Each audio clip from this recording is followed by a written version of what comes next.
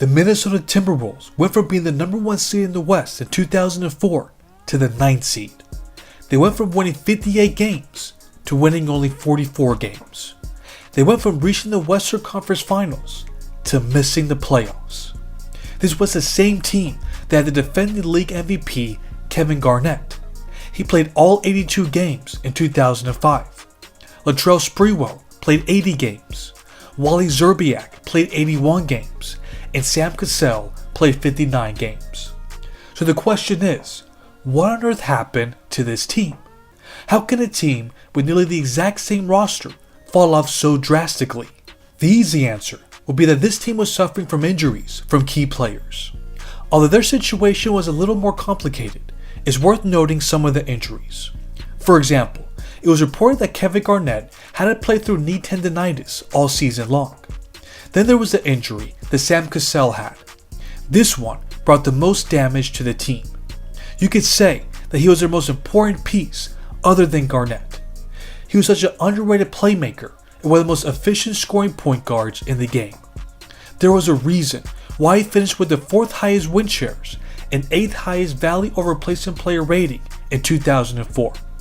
But in the following year, he missed 23 games due to a hamstring injury that he couldn't shake off. Without him running the offense, they went 12-11 in his absence. That all played a big part, but that still leaves a few questions on how they couldn't at least make the playoffs after having such a successful season. So in order to get to the bottom of this, we have to figure out what made the 2004 Wolves so dominant. There's no question that the first thing that we think of when discussing that team was the season that Kevin Garnett had, and it was one for the ages. In my opinion, it was the greatest that we've ever seen from a power forward. He became only the second player to average over 24 points, 13 rebounds, 5 assists, and 2 blocks in a season.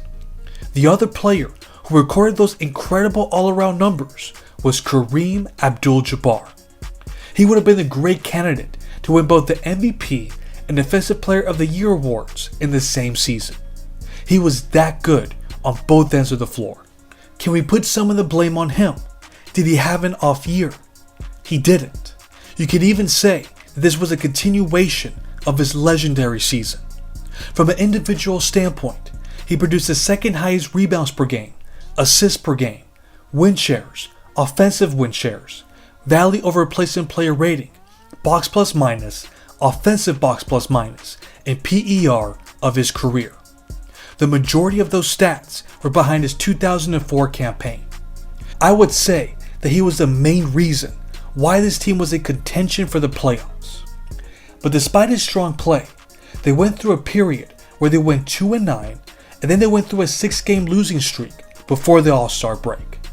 So if KG's not to blame, then who was? A lot of analysts were blaming head coach Flip Saunders for making some confounding decisions. He used 12 different starting lineups, and he baffled his players with some of his substitution patterns.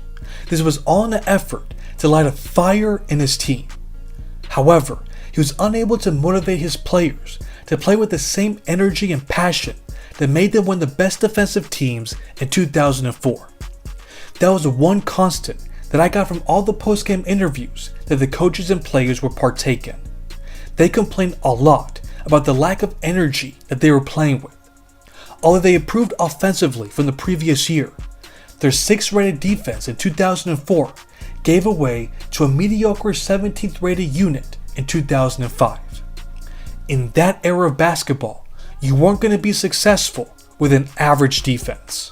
They were either content, careless, or just plain lazy. Maybe they thought Garnett's greatness on defense was good enough to win games. It seems that the biggest difference was their mentality. We all know that KG was hungry for that championship, but he couldn't pass that on to everyone else. From the outside looking in, it seems like the reason why some of the players weren't playing with that same level of intensity was because they weren't happy with their contract situation. We know this because both Sam Cassell and Latrell Sprewell complained in training camp about not getting contract extensions. But the owner of the Wolves, Glenn Taylor, refused to pay them. In fact, he even went as far as to say that the Cassell-Sprewell experiment was a failure. He also accused Cassell of being a distraction on the team. This all sounds like the Wolves were suffering from the disease of more. It was as if the previous year's success meant they deserved to be compensated even further. Flip Saunders was unable to help his team get on the same page, and it cost him his job. After 51 games, he was replaced by Celtics legend Kevin McHale. Nothing was going right for this team. It didn't help matters that they were playing in an extremely competitive Western Conference that featured 6 50-win teams. You needed to be at the top of your game on a nightly basis if you wanted to survive in that conference, and it seemed like they were dragging their feet. It's amazing how quickly their championship window closed. Kevin Garnett really only had one chance to deliver a title to Minnesota. As bad as I felt for him, I don't believe he should be let completely off the hook. The way their season ended described perfectly the conundrum that existed with Kevin Garnett in the early 2000s. No one denied how much passion he played with, but it seemed like he didn't have enough in the tank to close out important games. We saw it time and time again in the postseason, and we were seeing it again here. For example, with 6 games left in the regular season, they lost a crucial game to the Atlanta Hawks. This is the same team that won only 13 games for the year. I was actually at the building for this game, and I couldn't believe my eyes when I saw Tyronn Lue, of all people, deliver the Wolves their most crushing defeat of the season. He scored 14 points in the fourth quarter. I simply couldn't believe my eyes that he came up big, while KG only had 1 field goal in the final period. 3 games later, they lose by 15 points on their home floor against the Seattle Supersonics. What makes those 2 defeats even worse is that they were only 1 game back from the 8th seed. It was a perfect representation of such a disappointing season. So much promise, so much hope, but for reasons that had little to do with basketball, they imploded in front of the whole NBA world. This ended up being the beginning of the end of the Kevin Garnett era of the Minnesota Timberwolves. Now I turn it over to you all.